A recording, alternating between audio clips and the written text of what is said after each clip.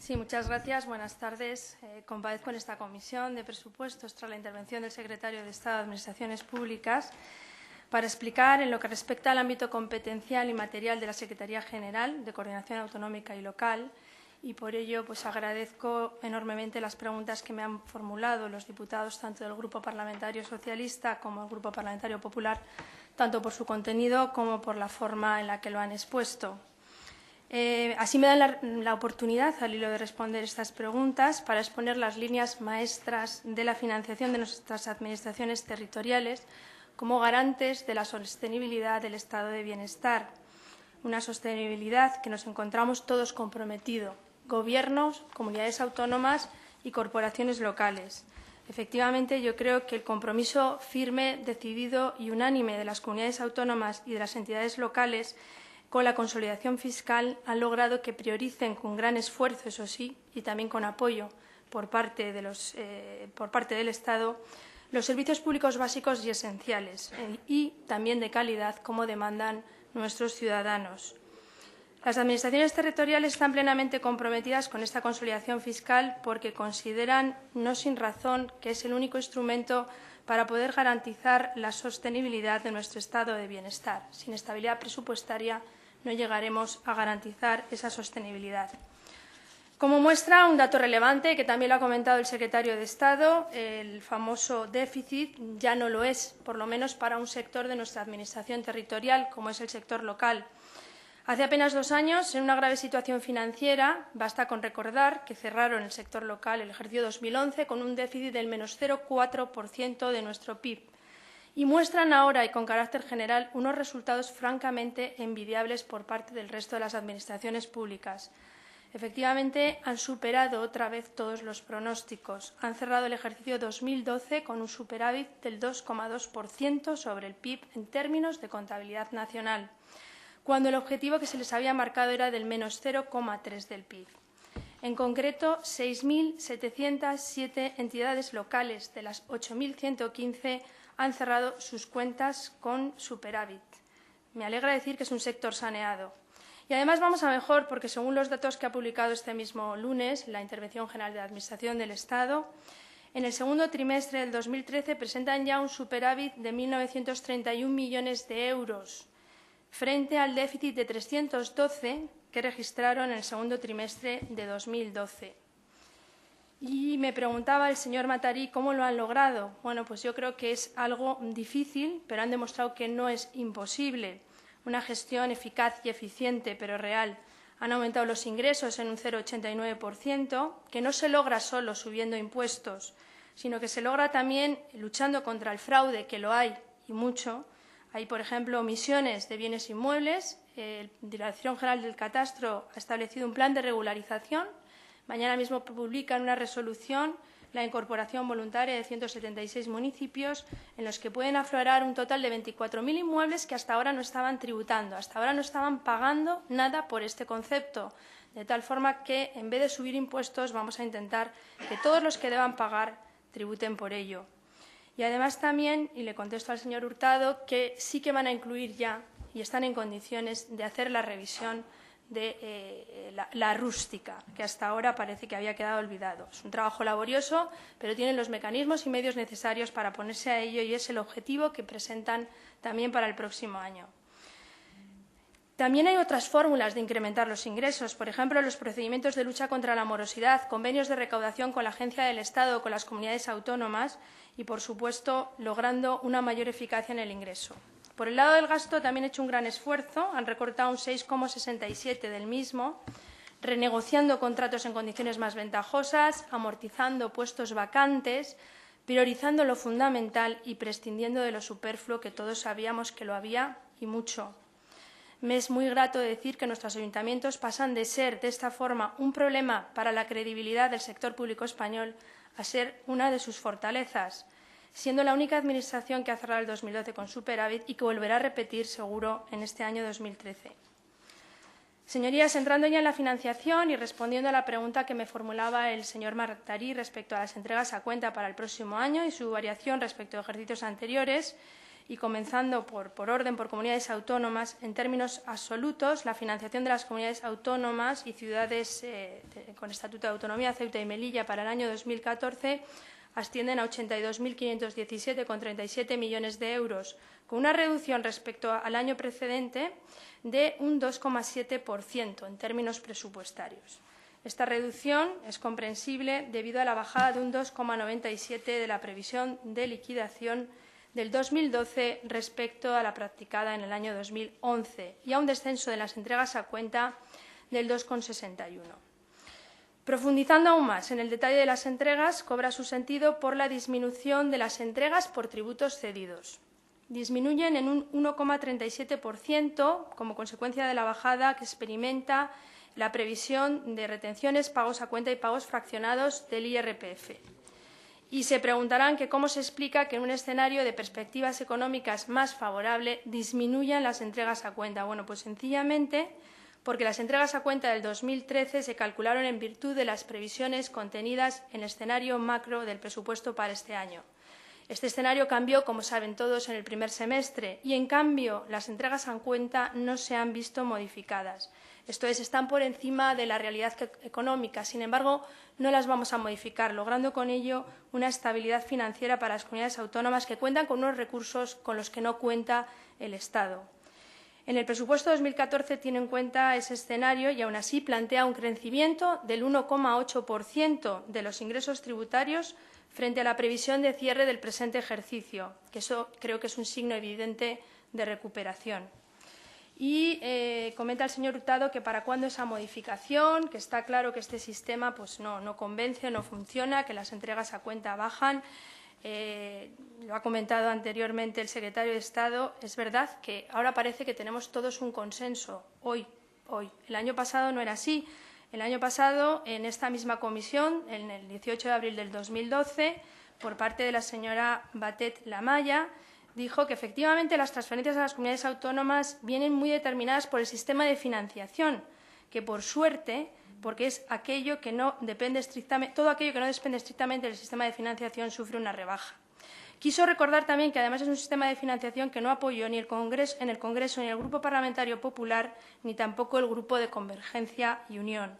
Y es precisamente este sistema de financiación, según la señora Batet, el que está garantizando que los servicios públicos básicos, especialmente pensaba ella en educación y sanidad, pueden ser abordados con cierta viabilidad y solvencia por parte de las comunidades autónomas. Hoy en día queremos que se modifique porque este sistema, y me alegro que así lo piensen todos, no funciona. Como ha comentado el señor Beteta anteriormente, hemos constituido un grupo de trabajo en el seno del Consejo de Política Fiscal para que, en virtud de lo que dijeron en la conferencia de presidentes, se analicen los resultados de este sistema. Sistema que les recuerdo que es indefinido. Por lo tanto, no había una obligación, eso sí, de valorar y analizar a los 5 años los resultados. 5 años que todavía no han pasado. Vamos a esperar a que termine el año 2013, vamos a constituir ese grupo de trabajo y vamos a ver qué resultados presentan. Ya los estamos empezando a ver. No nos gusta a nadie, ni a ustedes, ni a nosotros, ni tampoco a ninguna de las 17 comunidades autónomas que lo sufren.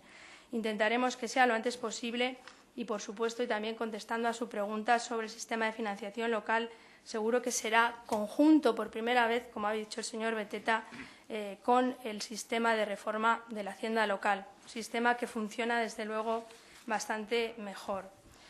De todas formas, hemos añadido un extra de financiación clarísimo al sistema de financiación diseñado en la pasada legislatura. Como saben, los saldos de liquidaciones de los años 2008 y 2009, que se han practicado en el año 2010 y 2011, resultaron a favor del Estado, ya que los pagos por entrega a cuenta y anticipos fueron superiores a los rendimientos definitivos, pero no superiores en 1.000 o 2.000 millones, fueron superiores en algo más de 24.000 millones.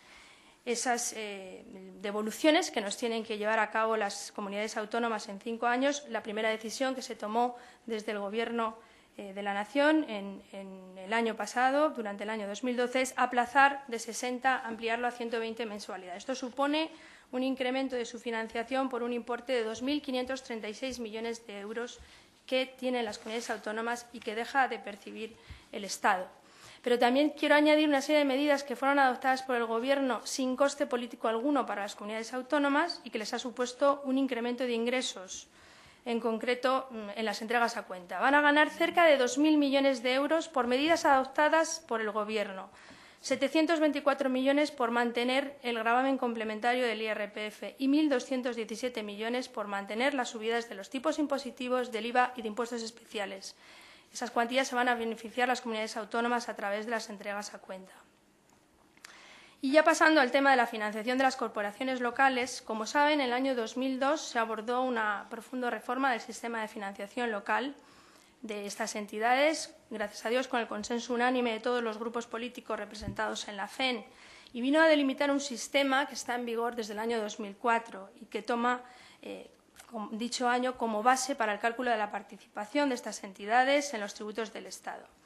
Pues bien, las previsiones que recogen los presupuestos generales para el año 2014 contemplan una participación total de las entidades locales en los tributos del Estado de 16.483,79 millones.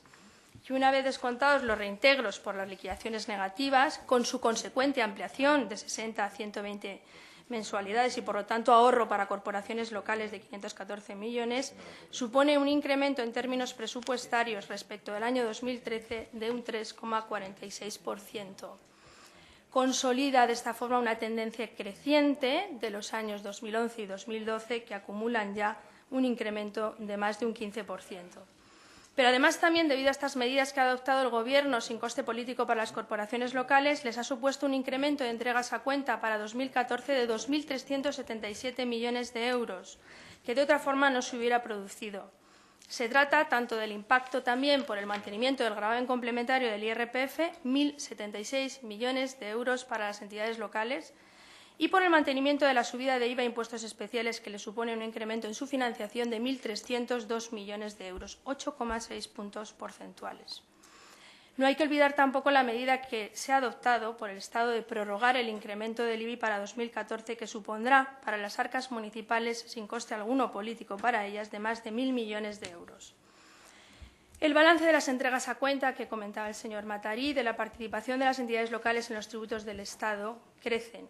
Desde el año 2014 hasta el año 2004, que es cuando comenzó este sistema, un 52,1%, tomando como referencia los créditos iniciales de los respectivos presupuestos generales del Estado.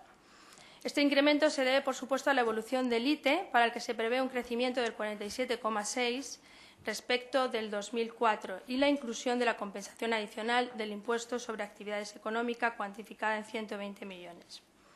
Considerando todo lo opuesto, creo que cabe concluir que el actual sistema de financiación al menos está diseñado de forma que garantiza el principio constitucional de suficiencia financiera de las entidades locales y aporta estabilidad a las previsiones presupuestarias, lo que se acredita con el hecho de que la Administración local en su conjunto arroja superávit en términos de contabilidad nacional.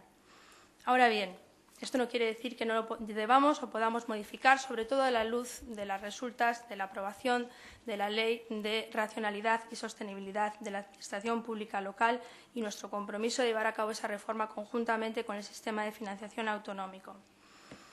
Siguiendo también con la pregunta del señor Matarí, creo que ha coincidido con el señor Hurtado, el superávit de las administraciones y el destino del mismo. Bueno, queremos premiar a los ayuntamientos con superávit para que puedan destinar parte del mismo a la inversión, tal y como se estableció en compromiso por la Ley de Presupuestos Generales del Estado del año pasado.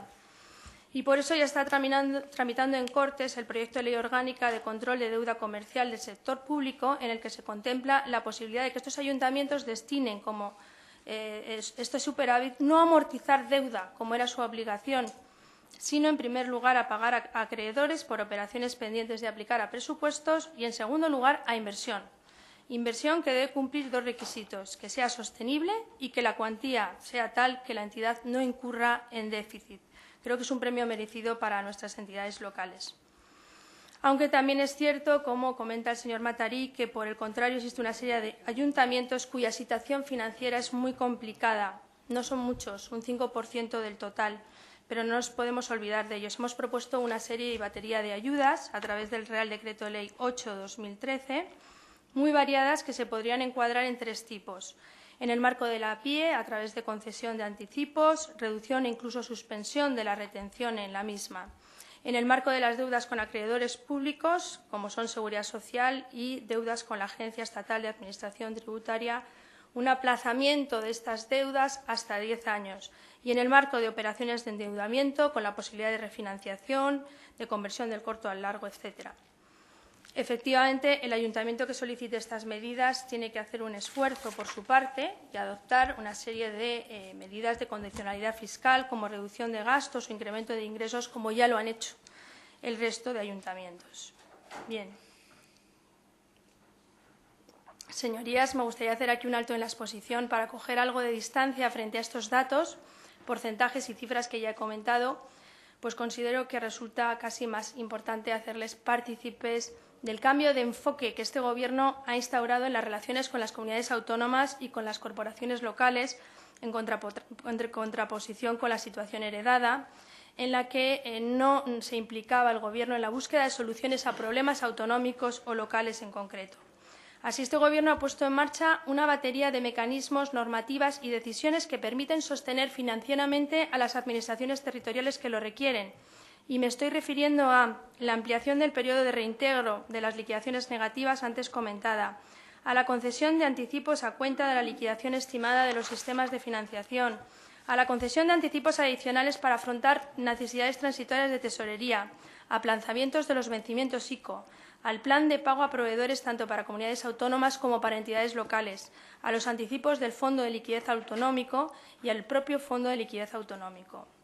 Dado que el señor Matarí y el señor Hurtado me han preguntado por el FLA, por el Fondo de Liquidez Autonómica, le diré que se han financiado las comunidades autónomas por importe en el año 2012 por 16.600 millones de euros, 23.000 millones está previsto este año y la misma cifra se presupuesta para el año que viene. Pero también, y aquí está la diferencia con la idea del señor Hurtado de que esta no es la solución y que les estamos controlando y asfixiando, les estamos ofreciendo esa financiación prácticamente al coste al que la obtiene el Estado. Es una forma de financiación barata. No entiendo por qué no están todas las comunidades autónomas. Y le voy a dar algún dato. Esto genera unos ahorros tales que entre el 2012 y 2013 las comunidades autónomas que están en el FLA se han ahorrado en intereses 503,19 millones de euros al año en su conjunto. Y en el total de vigencia de la operación prevemos unos ahorros de 3.275,19 millones de euros, precisamente porque es una financiación muy barata, tienen esos ahorros que pueden destinar a otro tipo de gastos como es el gasto social, gasto mucho más esencial que pago de intereses de la deuda de forma gratuita. Aunque también, pensando en las que no están en el FLA, hemos autorizado endeudamiento dentro de unos límites aconsejables de prudencia financiera, por lo que el conjunto de las comunidades autónomas, tanto si están como no, han tenido ahorros importantes, mucho más ahorros las que están en el FLA que las que no lo están. No contentos con esto, también hemos articulado planes de pago a proveedores que aseguran que en todo el territorio nacional podamos prestar servicios básicos de sanidad, educación, farmacia y servicios sociales. Ha dado las cifras del secretario de Estado, basta recordar que el año pasado y la ampliación del plan de pago a proveedores ha supuesto 28.640 millones de euros pagados en facturas a proveedores, 18.600 mundo autonómico, 9.800 mundo local. El nuevo mecanismo puesto en marcha este año para financiar la lucha contra la morosidad se ha dividido en dos fases. En la primera fase se van a satisfacer 5.399 millones de euros en pago a proveedores, 3.626 al mundo autonómico y 1.773 al mundo local. 1.773 solo al mundo local. 1.333 entidades locales solo han acudido a este plan. ¿Por qué? Porque no tienen deudas a mayor plazo, porque están pagando ya a un menor plazo de 50 días. Por lo tanto, señor Hurtado, dice que no es la solución, pero yo creo que sí que lo es. No se han generado, no estamos asfixiándoles. El año pasado, en el plan de pago a proveedores, que fue cuantitativamente superior, se pagaron facturas que estaban en el cajón de los años 2011, 2010, 2009, 2008 y creo que de esa época no nos pueden hacer responsables. Estas medidas de liquidez se han instaurado tanto para el 2012 como para el 2013 y el resultado en conjunto aporta una inyección de liquidez de más de 70.000 millones de euros, que representa un esfuerzo histórico para garantizar la viabilidad y la sostenibilidad del sistema. Un sistema que creemos que puede funcionar y que funciona porque el Estado no va a dejar caer a ninguna comunidad autónoma o entidad local. Respaldar a las comunidades autónomas y a las corporaciones locales con visión de Estado y implicación plena es garantizar nuestro estado de bienestar. Señorías, voy concluyendo. Para el Gobierno la prioridad es y ha sido siempre la plena sostenibilidad de nuestro estado de bienestar, un modelo ampliamente reconocido y respetado por su calidad asistencial. Es sostenido por nuestras comunidades autónomas responsables de 3 de cada 4 euros. Y en este sentido, que es de todo conocido, y aprovecho y contesto al señor Matari, es necesario evitar la morosidad de las administraciones, puesto que el impacto que supone esta morosidad para empresas, sobre todo para pymes y autónomos, que les recuerdo que son el 80% de nuestro tejido productivo, es letal. Por todo ello, el pasado 28 de junio, el Consejo de Ministros aprobó una serie de importantes medidas de gran calado contra la morosidad que constituyen en esencia un plan integral contra la misma. El objetivo, lograr que las administraciones públicas tengan suficiente liquidez y solvencia para poder pagar a 30 días. A estos efectos, el plan integral consta de 4 actuaciones. Habilitar un plan de lucha contra la morosidad, tanto de comunidades autónomas como entidades locales, que antes ya he comentado. Un plan de apoyo a entidades locales con problemas financieros, que acabo de comentar. Un proyecto de ley orgánica de control de la deuda comercial del sector público, que supone la modificación de nuestra Ley Orgánica de Estabilidad Presupuestaria y Sostenibilidad Financiera a efectos de erradicar la morosidad de las administraciones, controlar y reducir la deuda comercial y suministrar la liquidez a las empresas mediante la reducción de los periodos medios de pago, incrementando la transparencia en el cumplimiento de las obligaciones de pago a las administraciones y reforzando también el cumplimiento de la normativa en materia de lucha contra la morosidad. Está actualmente en Cortes Generales en tramitación. Y, por supuesto, la implantación de factura electrónica. Yo creo que con esto queda cerrado el círculo, porque una vez que la factura es electrónica no pueden existir facturas en el cajón. Este proyecto de ley ya entró en Cortes en el verano y está actualmente en tramitación. En definitiva, se trata de poner el contador a cero, dejar fuera impagos y facturas pendientes y tener los mecanismos necesarios para poder exigir el pago a 30 días a nuestras administraciones públicas, que, como hemos visto, yo creo que están haciendo un gran esfuerzo para garantizar entre todos el objetivo del estado del bienestar. Terminaría ya diciendo una cita que a mí me gusta mucho de Hugh Eclo en Pensar institucionalmente, cuando nos dice: tenemos que seguir subiendo cuesta arriba, y dice él sí. Le preguntan ¿hasta cuándo? Dicen hasta el final mismo, pero el camino de subida puede ser un camino de salida hacia algo mejor, y eso es lo que todos esperamos. Nada más y muchas gracias a todos por su atención.